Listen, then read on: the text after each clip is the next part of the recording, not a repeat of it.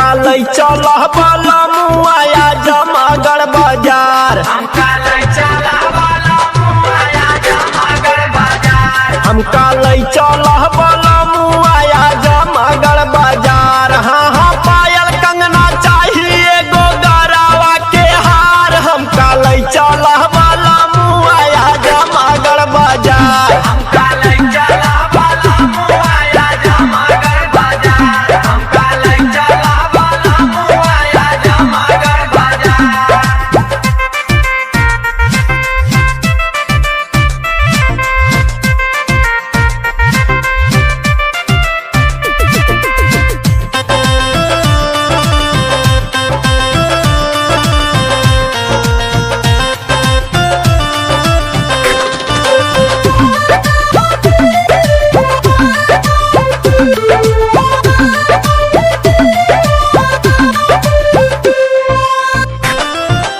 लालगंज देव गाँव में देखनी झुमका पसंद आईल। झुमका पसंद आईल राजा झुमका पसंद आईल।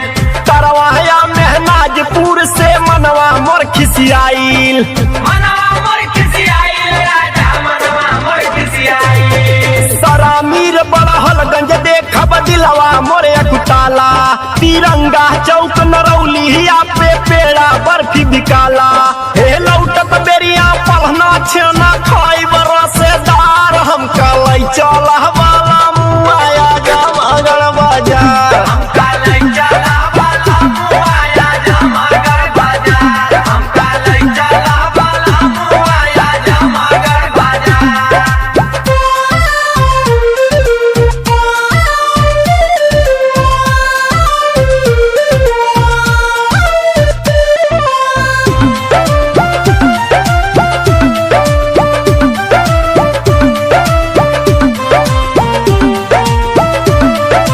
जाए के बा नैहर हमका है आने भैया। आई है आने भैया हो आई है आने भैया। नरसिंहपुर चौकी खैरा के बारे रविंदर गवैया। बारे रविंद्र गवैया हो बारे रविंद्र गवैया। जाए के बा नैहर हमका है आने भैया। नरसिंहपुर चौकी खैरा के